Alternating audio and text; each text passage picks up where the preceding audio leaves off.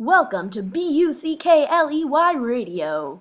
Last night at the Con Club, hundreds of people experienced the Night of Jazz. The night included different artists including Edward Kennedy Duke Ellington and Cal Calloway. The audience heard the smooth jazz sounds of Ellington with his 10-place orchestra.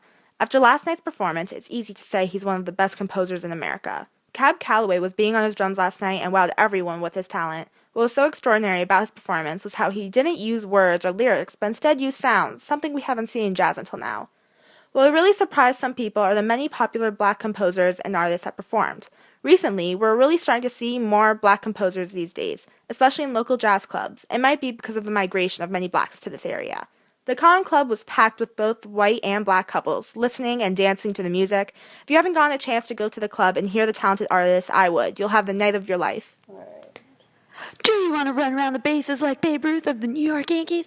Hurry, get your Babe Ruth candy bar now. Only 5 cents. Baby Ruths are rich and dexterous, which gives your body lots of energy. Baby Ruths are quality taste and energy wrapped into the largest selling candy bar in the nation. Now joining us via telephone is Theon Greyjoy, a 15-year-old student at George Washington High School in Minnesota.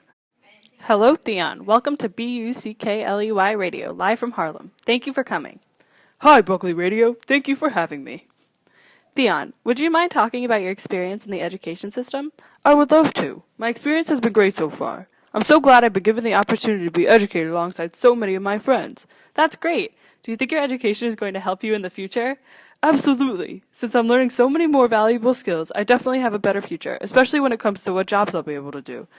I'm so excited to hear that. So I take it you feel that the extra money put into education is worth it? Of course I do. Even though my parents were upset about the increase in taxes originally, they can see how much it has paid off. I'm so glad to hear it, and can't wait to hear about what you do in the future. Any final words for our audience today? Go Babe Ruth! Haha, okay, Theon. Thank you for coming. Today, we look back at a story of bravery and honesty.